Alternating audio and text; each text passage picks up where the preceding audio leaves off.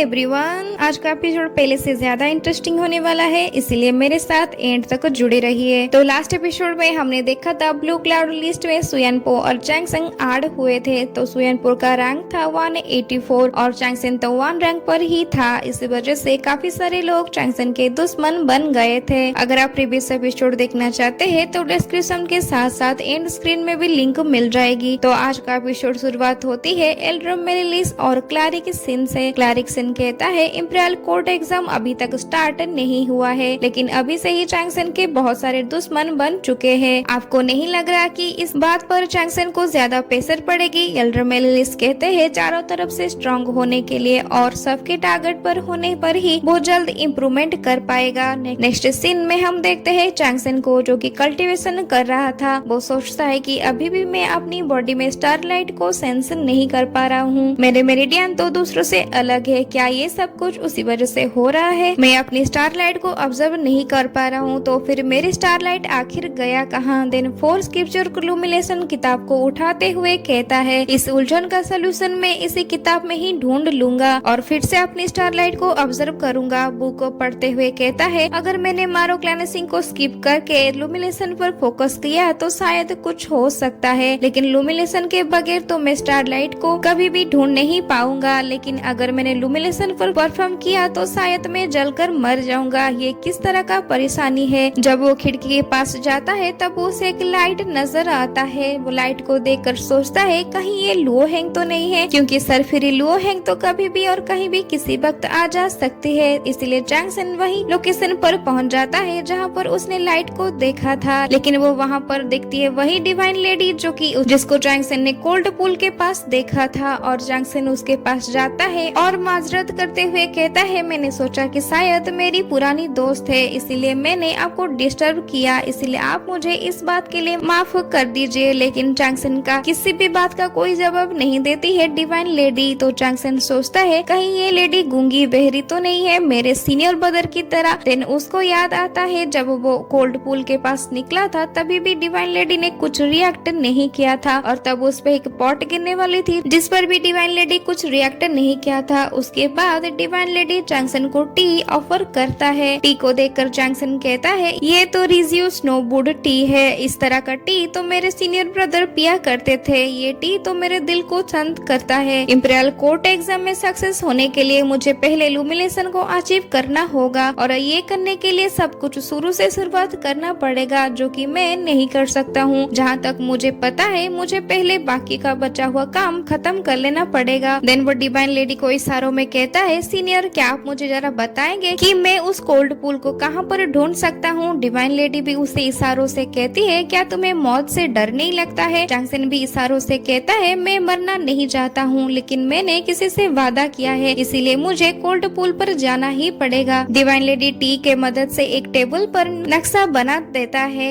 Next scene टियानजिंग pavilion पर आ जाता है जहाँ पर इंपीरियल कोर्ट एग्जाम के लिए काफी सारे एकेडमी के डिसाइपल्स बेट लगाने के लिए आ रहे थे। वहाँ पर एक होल होता है और सारे होल के ऊपर सभी एकेडमी के नाम भी लिखे गए थे। गौहंसी बहुत सारे गोल्डन बॉल को लेकर होल के अंदर डाल देता है और अपना बेट लगा देता है। वहाँ के लोग कहते हैं गौहंसी जरूर से फर्स्ट प्लेस पर ही आएंगे। उसके बाद टियनडो एकेडमी का एक डिसाइपल गोल्डन बॉल होल में डाल देता है। उसके बाद टियन हाई फैमिली भी पीछे नहीं हटता है। उनमें से भी एक डिसाइपल बॉक्स भर के गोल्डन बॉल को डालकर बेट लगा देता है। सबके कैपेबिलिटी डिफरेंट और पावरफुल होता है। एक ओल्ड एल्डर कहता है अगर तुम में से कोई छोटा सा बेट लगाकर जीतना चाहता है तो तुम लोगों को शायद स्टेट रिलीजियस एकेडमी के चेन चैंगसन के लिए बेट लगाना होगा और ये जो भी करेगा वो जरूर से जीते जाएगा, क्योंकि chain Changsan imperial court exam में फर्स्ट रैंक पर आना चाहते हैं। एक डिसाइपल एल्डर को धक्का देते हुए कहता है चेन चैंगसन का क्या ही वैल्यू है, 1036 तो वहाँ पर आकर पहुँच जाता है। एक लेडी डिसाइपल कहता है जो लड़का मारो क्लैनेसिंग रियलमी में नहीं पहुंचा है वो भला किस तरह से फर्स्ट प्लेस पर आ सकता है? ये क्या मजाक चल रहा है यहाँ पर? दूसरा डिसाइपल कहता है बिल्कुल जो कोई भी इसे बेट लगाएगा वो जरूर से एक इडियट होगा। तभी 1036 कहता है मैं तो अब स्टेट रिलीजियस एकेडमी के लिए बेट लगाऊंगा, तुम लोग मेरे एकेडमी के खिलाफ बेट लगा सकते हो। एक डिसाइपल कहता है चैंगसेन के लिए बेट लगाने का मतलब अपने सारे मनी को खो देने के बराबर होगा, लेकिन 1036 भर भर के गोल्ड बल्ब्स को चैंगसन के लिए बेट लगा देता है। वहाँ के सारे डिसाइपल्स हैरान हो जाते हैं। कोई कहता है कि 1036 शायद पागल हो गया है और कोई कहता है वो तो वेन सुई टैंग फैमिली का यंग मास्टर है, फिर वो ऐसा कैसे कर सकता है। अब सारे एकेडमी में से सबसे जो ऊपर होता है वो होता है स्टेट रिलीजियस एकेडमी। एल्डर कहते हैं, देखा ना, मैंने कहा था स्टेट रिलीजियस एकेडमी के लिए बेट लगाना तुम्हारी जीत होगा। 1036 वहाँ से जाते हुए कहता है, स्टेट रिलीजियस एकेडमी तो बोर्ड पर नंबर 1 पर ही आना चाहिए। और सच में स्टेट रिलीजियस एकेडमी सबसे ऊपर ही होता है। 1036 पहुँच जाता है स्टेट रिलीजियस एकेडमी पर और दरवाजे के पास खड़ा होकर कहता है कि आज का दिन सबसे अच्छा था, तुम्हें जरूर से बेट वाला मोमेंट को देखना चाहिए था। लेकिन बुक पवेलियन पर तो चैंगसन था ही नहीं। तब वहाँ पर सुयन पो आकर पहुँच जाता है और कहता है, मास्टर तो एक अपॉइंटमेंट के लिए निकल पड़े हैं, इसलिए तुम यहाँ पर चिल्लाना बंद कर दो। 1036 कहता है, ये कैसे हो सकता है और किस तरह का अपॉइंटमेंट है, इस शहर में तो मास्टर किसी को भी नहीं जानते हैं। यहाँ पर आइस में तो चैंगसन पहुँच चुका था। वो कहता है, ये आइस सिटी तो सेंडू के जैसे बड़ा सिटी है, मुझे तो लगा था कि मैं यहाँ पर क्लूज को ढूंढ नहीं पाऊंगा, ये तो बहुत मुश्किल होगा। जो कुछ भी डिवाइन लेडी ने कहा था। चैंगसन अब पहुँच जाता है सेंडू के सबसे बड़े आइस मार्केट में, जिसका नाम होता है वेस्ट मार्केट हुनटंग। डिवाइन लेडी के कहने के मुताबिक चैंगसन को वही एंशिएंट वेल भी मिल जाता है और ये वही एंट्रेंस है जहाँ पर पहुँच पाएगी उसी केव के अंदर। देर न करते हुए चैंगसन वेल में कूद पड़ता है, तभी उस पर अटैक भी हो जाता है। लेकिन चैंगसन बड़ी चालाकी से उन अटैक से बचकर निकल पड़ता है एक होल के पास, जहाँ से वो उसी गुम्फे के अंदर पहुँच जाता है जहाँ पर वही ड्रैगन भी रहता था। चैंगसन को देखकर ड्रैगन भड़क उठता है। चैंगसन कहता है, सीनियर ये मैं हूँ चेन चैंगसन। चैंगसन सोचता है ड्रैगन की ईयर के हिसाब से तो ये जरूर से मुझसे बड़े होंगे, इसीलिए चैंगसन ड्रैगन से मास्टर लोंगो कहकर ग्रीट करता है और फिर कहता है, मैं चेन चैंगसन हूँ और मैं यहाँ पर अपने वादा निभाने के लिए आया हूँ। ये सुनकर ड्रैगन अपनी आइसी से चैंगसन को ठंडा कर देता है। चैंगसन कहता है, सीनियर आप प्लीज गुस्सा मत कीजिए, क्योंकि मैंने तो कभी भी आपको ऑफेंड नहीं किया है। उसके बाद ड्रैगन अपनी असली फॉर्म में आ जाता है और कहता है, जैसे कि तुमने अपने वादा निभाया है, इसलिए मुझे अपना असली फॉर्म को दिखाना ही पड़ा। वो ड्रैगन एक्चुअली में एक लिटिल गर्ल होती है। उसे देखकर तो चैंगसन को यकीन नहीं होता है कि ये वही ओल्ड ड्रैगन है। वो सोचता है ड्रैगन रेस की लाइफ स्पेन बहुत ही लंबा होता है, लेकिन इस गर्ल को देखकर तो ऐसा लग नहीं रहा है। देन वो लिटिल गर्ल को कहता है, आपका बहुत बहुत शुक्रिया कि आपने मुझे पिछली दफा जान बचाई थी और आप मुझे अभी बताए कि मैं आपके लिए क्या कर सकता हूँ। लिटिल गर्ल कहती है, यहाँ से भागने के लिए मैंने तुम्हारी मदद की थी, अब तुम्हारी बारी है मुझे यहाँ से आजाद करवाने की। लिटिल गर्ल अपनी हाथों में रखे गए वही हथकड़ी को क्रश कर देता है, जिसकी वजह से एक फॉर्मेशन एक्टिवेट हो जाता है जो कि ड्रैगन लैंग्वेज में लिखा गया था। चैंगसन कहता है, इस फॉर्मेशन को ब्रेक करने के लिए पहले हमें ड्रैगन लैंग्वेज को समझना होगा। लिटिल गर्ल कहती है, हाँ ये तो बड़ी आसान चीज है, मैं तुम्हें ड्रैगन लैंग्वेज सिखा दूंगा। उसके बाद फॉर्मेशन को ब्रेक करने के लिए मैं तुम्हारी मदद भी करूंगा। चैंगसन कहता है, मास्टर जीसी के ये फॉर्मेशन मुझे नहीं लगता कि मैं इसे ब्रेक कर पाऊंगा, लेकिन मैं फिर भी अपनी पूरी कोशिश करूंगा इसे तोड़ने के लिए। तो फिर देर न करते हुए हमें स्टार्ट कर देना चाहिए। लिटिल गर्ल कहती है, रुको, स्टार्ट करने से पहले क्या तुम मेरी एक और मदद करोगे। चैंगसन समझ जाता है कि उसे क्या चाहिए और वो उस लिटिल गर्ल को एक बिग लेग पीस दे देता है। लिटिल गर्ल मीट खाते हुए कहती है, 5 साल से यहाँ पर हूँ, फाइनली आज मुझे एक टेस्टी मीट मिला है खाने के लिए। चैंगसन सोचता है, इस लिटिल गर्ल ने ऐसा क्या गुनाह किया था कि मास्टर जीसी ने इसे इतने समय से यहाँ पर कैद करके रखा है और इस लिटिल गर्ल को ढंग से खाने के लिए भी नहीं दिया है। मीट खाने के बाद लिटिल गर्ल को एनर्जी मिलती है और वो चैंगसन से कहती है, चलो अब फॉर्मेशन को ब्रेक करते हैं, जिसका फर्स्ट स्टेप होता है dragon language vocal training. Little girl अब चैंगसन के फर्स्ट स्टेप सिखाने लग जाता है। जब चैंगसन से छोटा मोटा गलती हो जाता है तब वो लिटिल गर्ल उसका मजाक उड़ाते हुए बेहद हंसी है। नेक्स्ट सीन में सुयन पो एक नदी के किनारे प्रैक्टिस कर रहा था, तभी 1036 वहाँ पर आता है और कहता है, क्या चैंगसन वापस आ गया है। सुयन पो कहता है, मास्टर ने नहाया, कपड़े बदले और चले गए। 1036 इस बात से हैरान हो जाता है और कहता है, इंपीरियल कोर्ट एग्जाम को तो बस अब आधा महीना ही रह गया है, तो फिर ये लड़का कहाँ पर बिजी है। लेकिन चैंगसन तो यहाँ पर लिटिल गर्ल के साथ होता है। जब लिटिल गर्ल को भूख लगती है तब चांगसेन वहीं से कुछ खजाने को लेकर मार्केट में देकर उसके लिए बड़े बड़े मीट लाता है। मीट खाते वक्त और खाने के बाद लिटिल गर्ल चांगसेन को ड्रैगन लैंग्वेज सिखाने में मसरूफ रहती है।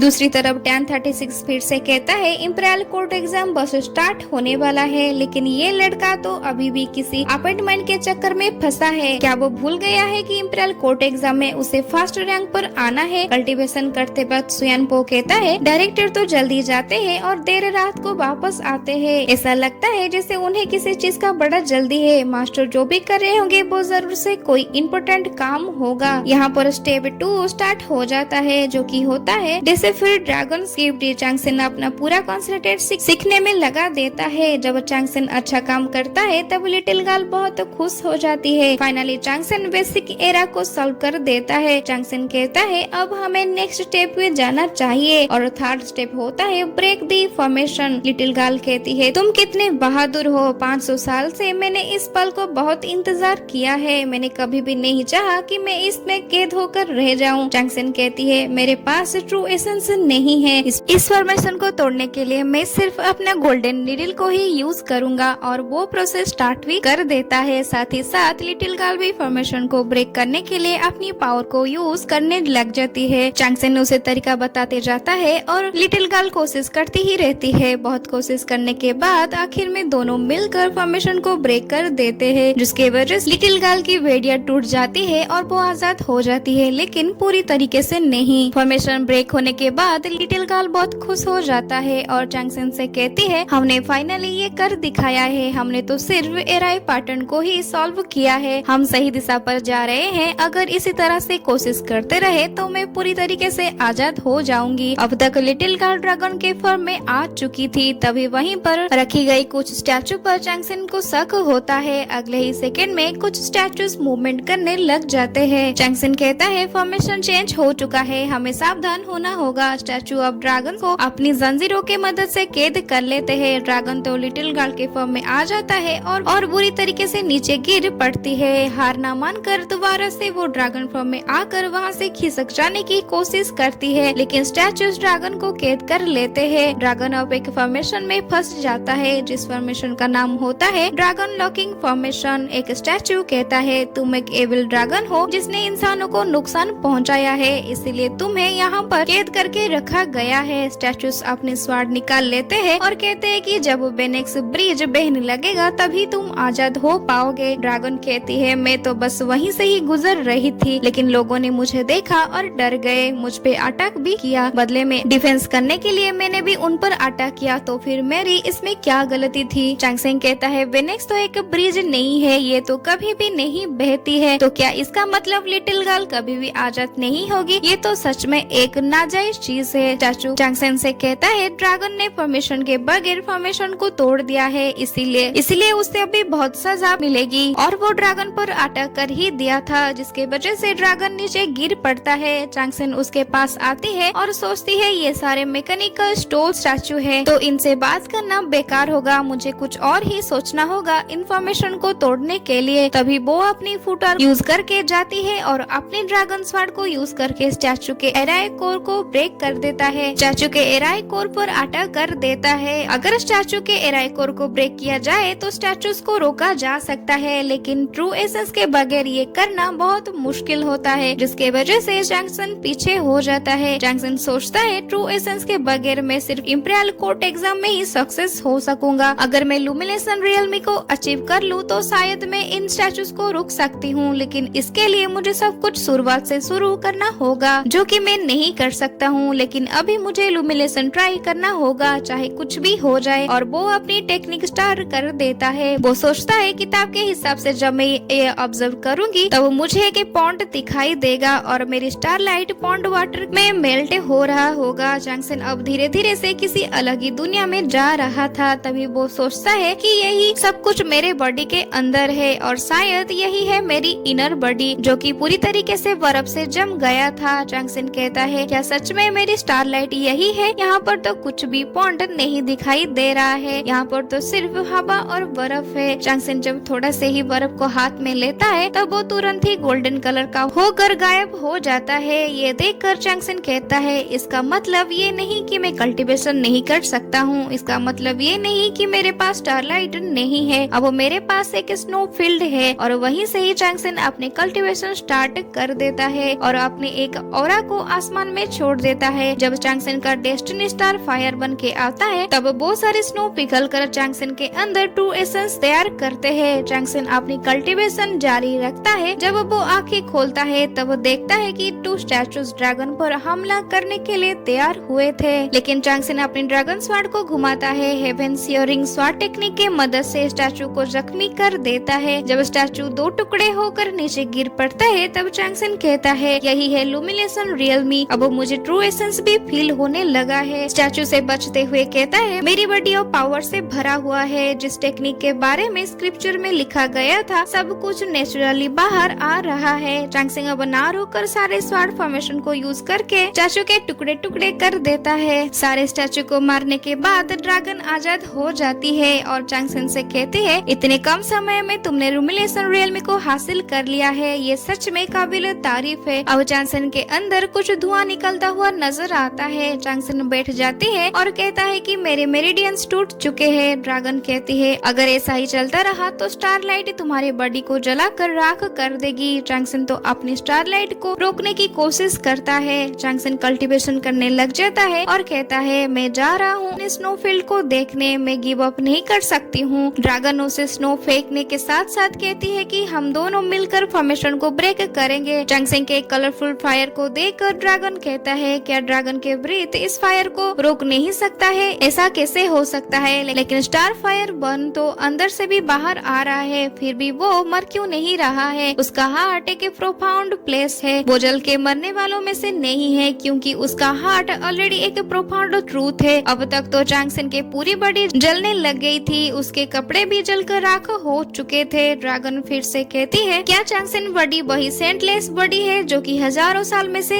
एक ही देखने को मिलता है? एक आम सा इंसान पहले मैरो क्लेंसिंग से होकर रुमिनेशन और फिर अप्रोचिंग प्रोफाउंड पर पहुंचता है, लेकिन चैंगसन तो पहले अप्रोचिंग प्रोफाउंड पर पहुंच गया और बाद में लुमिनेशन पर पहुंचा। ड्रैगन अपनी लिटिल गर्ल के फॉर्म में आ जाती है और कहती है जेन चैंगसन तुम मेरे फॉर्चून हो या फिर मैं तुम्हारी। लिटिल गर्ल उसे ऊपर उठाती है और कहती है सिर्फ एक ही रास्ता है तुम्हारी स्टार फायर को रोकने के लिए, और वो अपनी सर से एक पावर को निकालते हुए कहती है तुम्हें ड्रैगन रेस के ब्लड को यूज करना होगा अपनी बॉडी को कंट्रोल करने के लिए। अब तक वो चैंगसन को ब्लड दे चुकी थी। अब चैंगसन का एक न्यू लुक रिवील होने लगता है जिसका ऑरा एकदम खतरनाक होता है। थोड़ी ही देर के बाद दोनों का एनर्जी लेवल डाउन हो जाता है जिसके वजह से वो दोनों वही नीचे गिर पड़ते हैं और बेहोश भी हो जाते हैं। तब वो वहाँ पर आती है डिवाइन लेडी और वो चैंगसन से कहती है इसके बाद भी तुमने सरवाइव कैसे कर लिया? लगता है कि ये मरने की प्लेस नहीं है बल्कि ये तो एक्चुअल में तुम्हारी ब्लेस्ड लैंड है। नेक्स्ट सीन में जब चैंगसन का आंखें खोलता है तब वो अपनी स्टेटी रिलीजियस एकेडमी के अंदर होता है। वो कहता है मैं यहाँ पर कैसे आया हूँ और कौन है जिसने मेरी जान बचाई? मेरी तो हालत खराब हो चुका था तो फिर मुझे यहाँ पर कौन लेकर आया है? क्या अब सच में मेरे अंदर ट्रू एसेंस है? मिरर में देखते हुए कहता है क्या मैंने सच में लुमिनेशन रियल्म को हासिल कर लिया है? 1036 जब एक मीट को खाने जा रहा था तब एक ऑरा उसके मीट को छीनकर दूर फेंक देता है। 1036 गुस्से से कहता है कौन कमबख्त है जिसने मुझसे बदतमीजी की है? सुयानपो कहता है ये ऑरा तो डायरेक्टर चेन के कमरे से आया है और वो दरवाजे को खोल देता है। चैंगसन कहता है मैं तो बस छोटा सा टेस्ट करना चाहता था। 1036 कहता है ये पावर तो खतरनाक था, क्या तुम